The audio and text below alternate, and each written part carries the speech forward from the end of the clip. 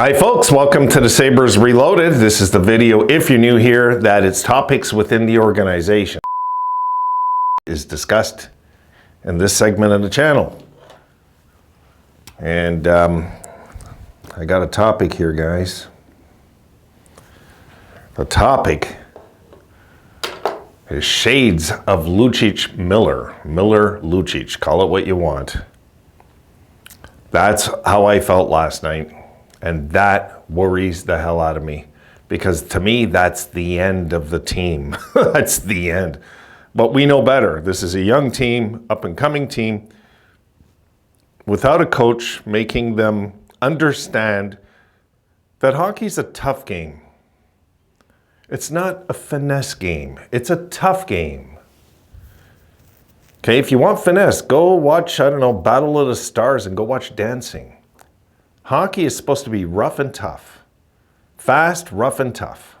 And that's hockey. Any hockey player will tell you this that's played. If you haven't had injuries when you played hockey, you really haven't played hockey then. You have to understand that. It's part of the game. It's part of the makeup of the game. Is why you see so many players in this league, in this sport, have no teeth. I want to see some pushback by the Sabres, guys. And I've been bitching about this on this channel. And I've had people tell me, oh, hitting doesn't matter. People actually were brainwashed by the league now, thinking that no hitting is part of hockey.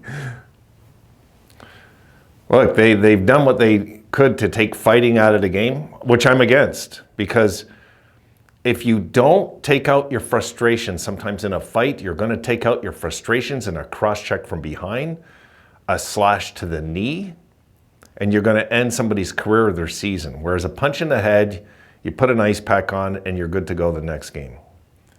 There's differences, guys. There really is. There's differences in how aggression should be outlaid in this league. And Bettman is a moron. He's a complete idiot. I'm not a fan of him. I really am not a fan of him. He's tried to water down this game since he's got here. He's a smart businessman, but I'll tell you what, the fans decided this game grew, not him, okay? The fans decided. So he was smart enough to look at places like Vegas and stuff and say, okay, we can put a team here. Like, he was smart this way, no doubt. But where he hasn't been smart is like he really, as the face of the entire NHL, it's not a good face, you know? So, getting back to what's going on here with this team. This team was humiliated on their home ice yesterday, and they waited really to the last minute to do anything about it. It's like, oh, guys, you're upset now, really? Like, come on. Where is the guts? Where is the pride of wearing the logo that they talked about? Didn't they talk about that? Right? Didn't they say that this is like something they're proud to wear? Well, I didn't see it yesterday. I didn't see a team close to that. I haven't seen a team like that all year. All year. This team has been soft. Mentally, physically, spiritually, as far as I'm concerned. And they just are cashing in, laughing all the way to the bank, these players. And until somebody comes into that dressing room and says, you guys are a bunch of wusses. And like, you know what? This is where Sidney Crosby's a great leader, folks, really. You know, he went into his dressing room in his rookie season after a loss, and he basically told all the veterans, he goes, maybe you're used to losing all the time. I'm not. That's not something I'll ever get used to, you know? So there's sometimes you need a voice of authority in a dressing room. I'm afraid we don't have one. Just doesn't feel like it. I just don't see anybody.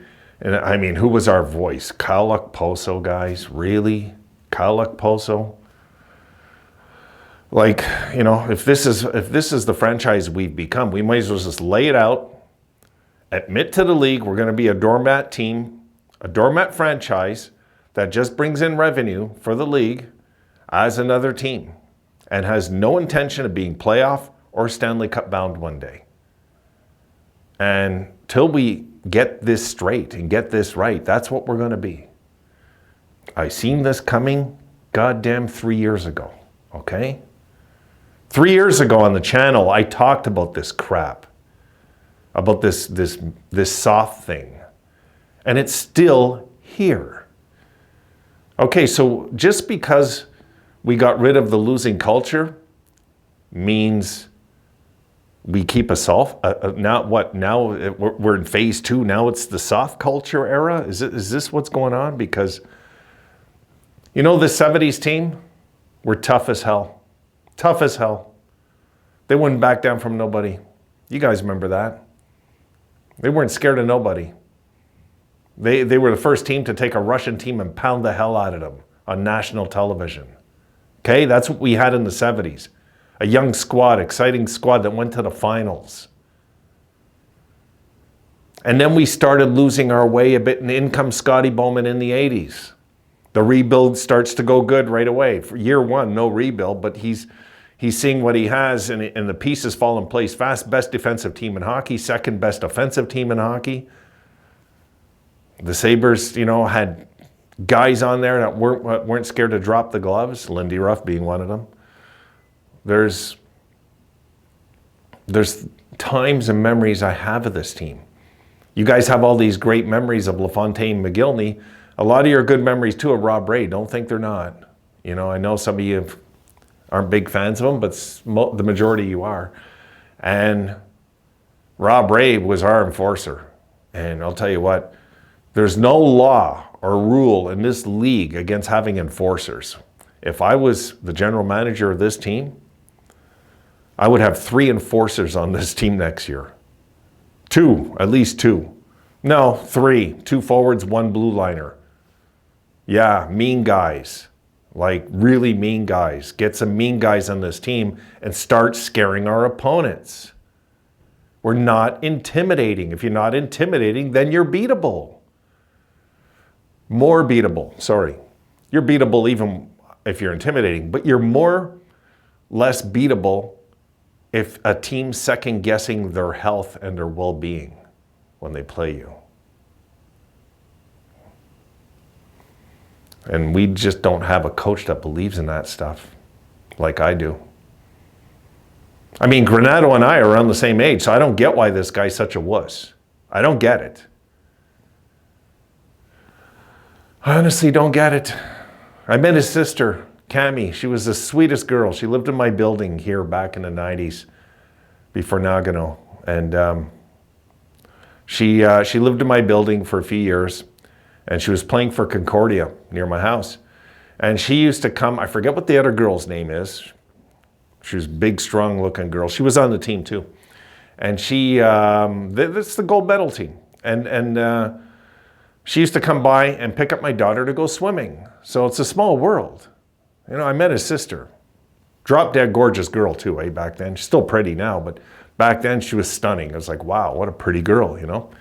Sweet, nice. She used to knock on my door like this. Very light. Hi, can we take April swimming? I say, yeah. And April would be all excited and she'd go, my daughter. And they'd bring her home and it was always nice, you know? So I have good experiences with my interactions with the Granato family, personally. But this guy's got to go. He's got to go. Folks, he doesn't have it in him. He looks like a confused, inexperienced coach now. Exposed. You know, what happened last year was a fun season, don't get me wrong. But last year we were dead last in the league in hitting. Dead last. And I would never hear it talked about. I'm talking Harrington, all of them. None of them would talk about it. Like it doesn't matter. We'll talk about what goals above expected and all this crap. Give me a break. What about physical play? There's 3 parts to the game, guys, I believe. There's mental, physical, and believe it or not, spiritual. Those are the 3 elements of a champion. And I'll tell you what, the mental was there. The physical was, let's not go there. And I believe the spiritual element was there. And this year, with the RJ crest, we play like this? Really? Shame on the Sabres. If any of you guys watch this, any Sabres watch this, I would have killed you my time playing you. I swear to God, I would have killed you. I would have took you out. I can't understand players today. They're so rich and spoiled, it's ridiculous. They have one good year, they get these massive contracts. It's ridiculous, guys. Ridiculous, the money they make now. Insane money. Insane money. So they're thinking about their health than they are the Stanley Cup after they make that money. That's the problem. That's why you see it happen so often in the NHL. So often. So I'm seeing, this is my emotions talking, guys, about Lucic Miller Book 2. Because I believe right now, that's what's happening with this team. I mean, we're going to eventually get our faces kicked in by somebody. Maybe this year. I hope so.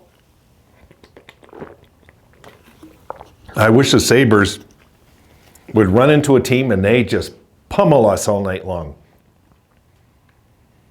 Maybe they'll understand before the coach does, if we want to survive in this league, we got to play harder. Just a thought. Because this soft crap. Guys, I don't care how much talent we have. I don't care if we have 23 first overall picks on this team. If they're soft, we're dead. We're finished. We're toast.